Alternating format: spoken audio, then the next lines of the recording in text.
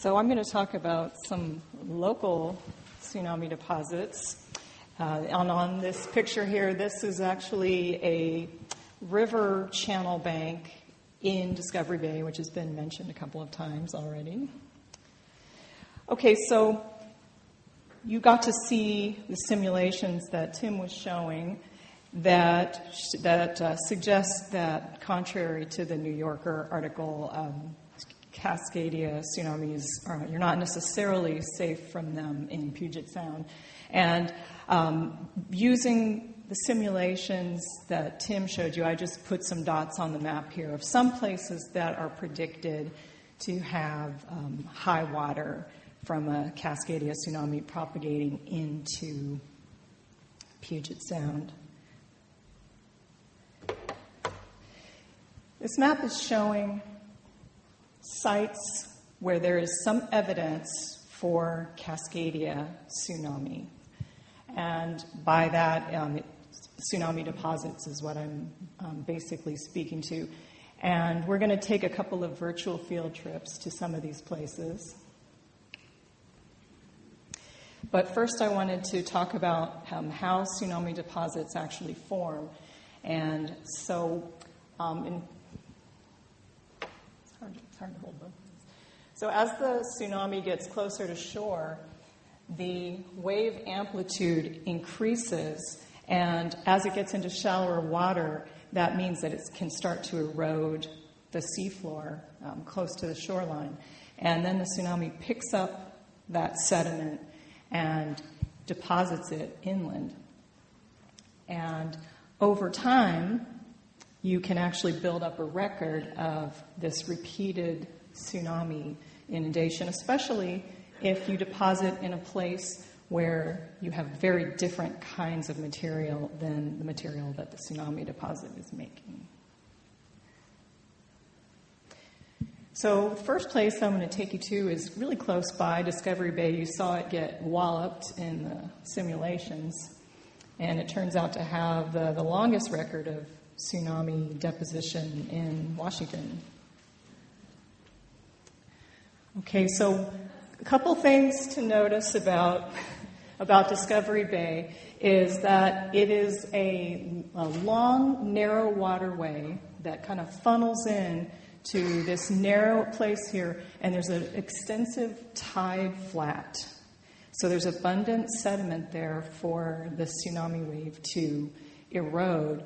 And then there's a tidal marsh here, and that's where the tsunami deposit can actually get trapped or preserved over time.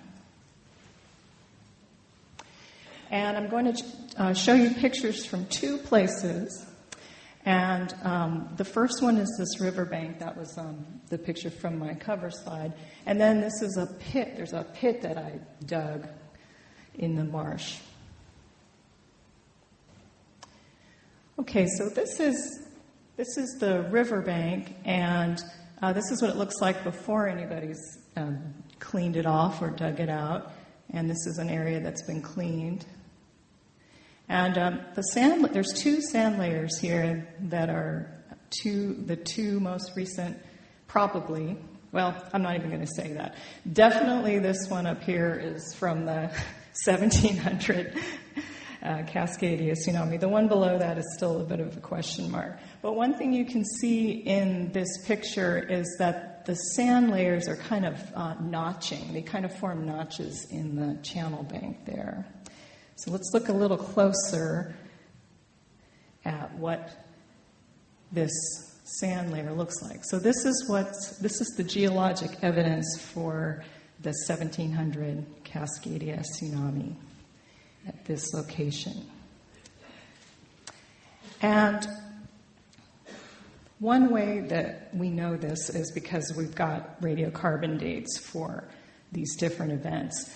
And I'm not sure how well you can see this, but the tsunami deposit, the sand, is actually this layer right here. And here is a twig that's resting on top of the sand, and that's interpreted as what we call a trash layer, just a bunch of material that is washed in with the sediment. Also, the tsunami can go up on land, and then some material can wash back debris, twigs, and pine cones, things like that. And so when you get these things out and very carefully clean them off, you can submit them to get dated. And you get back radiocarbon years, which you calibrate then to calendar years. So this particular twig calibrates to about the year 1500, so prior to our 1700 earthquake. So this is the pit that I dug. And for scale, this is a meter stick. Each one of these red and white sections is 10 centimeters.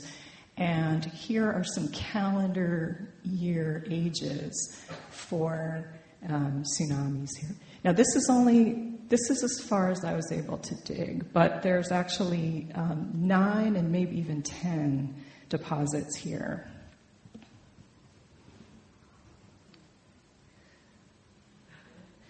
Now we're going to go to the tip of Hood Canal. So the simulation Tim showed, it ends right when it was getting good, where the water was really piling up there.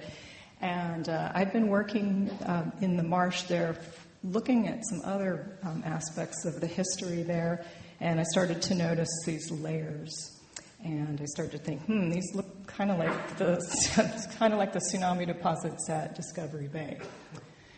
So similar to Discovery Bay, Hood Canal is also a very narrow, constricting waterway. This is right up at the head of Hood Canal, and so this is looking toward the hook. The hook would be going like that.